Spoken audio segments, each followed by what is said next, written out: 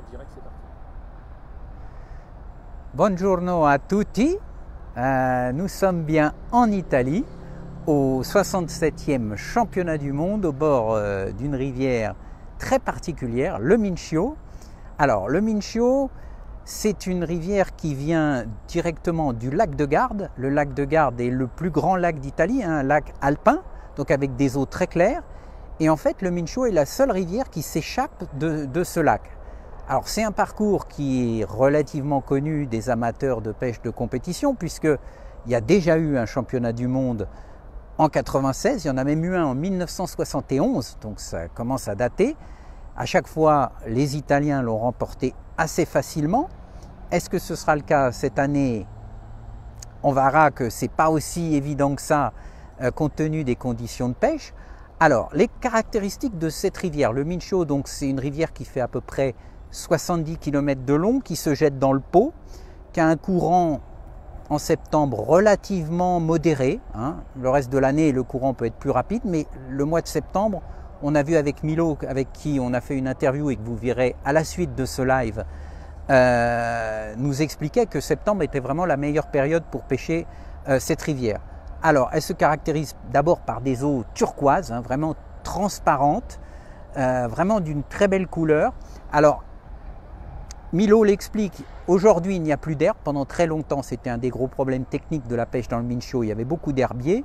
Aujourd'hui, il n'y a plus d'herbe, donc ça reste quand même une pêche difficile parce que ce sont des eaux claires, des poissons sauvages particulièrement méfiants, à commencer par les chevennes. Alors, il y a une autre espèce bien présente dans cette rivière qu'on appelle les scardolas. Alors les scardolas, qu'est-ce que c'est? On a mis une fiche un peu explicative sur notre page il y a quelques jours, mais vous êtes encore nombreux à nous demander c'est quoi des scardolas. Alors on va être très clair, les scardolas c'est une espèce de rotangle assez différente du scardola qu'on peut trouver en France et dans le reste de l'Europe. C'est le même genre, Scardinius.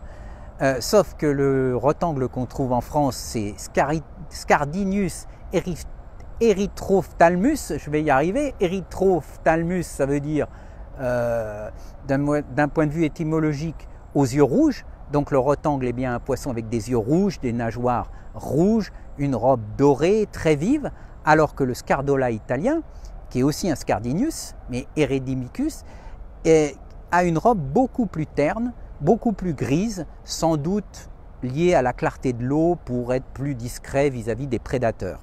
En tout cas, le comportement est le même, c'est un rotangle. Alors en 1996, des rotangles, il y en avait beaucoup et ils étaient assez gros, c'était des poissons sauvages. Aujourd'hui, pour ce championnat du monde, compte tenu du fait que la rivière a été traitée pour éliminer les herbes, ce que nous a expliqué Milo également, en fait, ce sont des poissons de rempoissonnement. Donc leur taille est déjà beaucoup plus modeste, ce sont des poissons qui font autour de 50 grammes de moyenne, qui ne sont pas forcément uniformément répartis et qui ont tendance à mordre assez bien au début de la pêche.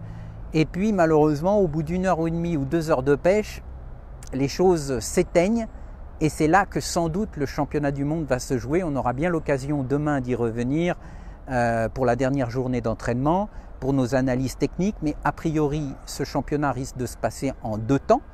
Une première pêche de 2 heures où il peut y avoir pas mal de touches, en particulier sur les places où il y a ces fameux scardolas. Et puis ensuite 2 heures très difficiles où il va falloir être malin, il va falloir savoir s'il faut pêcher les chevennes, voire des carpes. Il y a quelques carpes maintenant à prendre à la grande canne avec des lignes très solides au flotteur plat, avec des asticots collés. Mais c'est un risque assez grand, donc est-ce que des équipes vont prendre ce type de risque ou est-ce qu'il faudra aller pêcher les chevennes avec des asticots collés à la bolognaise, voire à l'anglaise, au waggler fixe ou même parfois au waggler coulissant sur le fond, toujours avec des asticots collés. On voit que ce championnat du monde s'annonce franchement pour moi très passionnant parce qu'on n'a jamais eu un championnat du monde avec autant de techniques possibles. C'est-à-dire que les pêcheurs ont entre leurs mains un jeu avec la grande canne à emmanchement, la télescopique, la canne anglaise pour pêcher au waggler fixe ou au waggler coulissant et la bolognaise. Donc vous voyez qu'il va falloir faire les bons choix au bon moment. En plus, il va falloir gérer les 4 heures de pêche correctement. Donc même si les scores risquent de ne pas être très élevés, hein, aux entraînements pour l'instant les scores moyens on va dire se situent autour de 1 à 3 kg, même si Walter Tamás, le Hongrois, a réussi une pêche magnifique il y a 2 jours avec une centaine de poissons pour plus de 5000 de Scardola, et aujourd'hui visiblement il a récidivé avec 75 poissons, donc on peut estimer sa pêche à peu près à 3,5 kg. Mais on peut penser que pendant l'épreuve, on va sûrement tourner autour de scores entre 1500 et 3000 points. Mais le score, ça ne veut pas tout dire. Ce n'est pas pour ça que le championnat ne sera pas passionnant à suivre. Donc, encore une fois, ça va se jouer sur la technique, ça va se jouer aussi beaucoup sur les techniques utilisées et le timing, de savoir à quel moment utiliser telle ou telle technique, sans compter qu'il y a beaucoup d'appâts possibles. Il y a les casters flottants, les fameux casters flottants. Il y a 2 types de casters flottants que les pêcheurs peuvent utiliser. Ils peuvent utiliser des casters flottants issus d'asticots damier, encore un point sur lequel Milo va insister dans l'interview qu'on va publier tout à l'heure. Il y a aussi des casters flottants qui sont réalisés uniquement avec des asticots classiques, et le plus souvent on essaye de les faire tourner en mélangeant les asticots avec du sucre pour obtenir en fait des blocs de casters, et on peut pêcher avec un bloc de 2 ou 3 casters collés entre eux à cause du sucre à l'hameçon. On peut pêcher éventuellement au cocon de verre à soie, une neige très particulière qui est utilisée en Italie, qui n'est pas forcément très efficace à cette époque de l'année, mais il faut en avoir. Il y a évidemment l'asticot, hein, l'asticot blanc classique, le gozère, et aussi encore cet asticot damier pour les scardolas ou pour les carpes. Donc il y a en plus des chevennes, des scardolas, cette année donc des carpes. Il y a quelques barbeaux qui traînent également, quelques carassins. Il y a même un pêcheur luxembourgeois qui a pris une brème de 3 kg. Milo, il m'a dit, ça fait 30 ans que je pratique sur le mincho, je n'ai jamais vu prendre une brème. Donc on peut avoir des surprises. Il risque d'y avoir des surprises. On va suivre tout ça avec vous pendant tout ce week-end.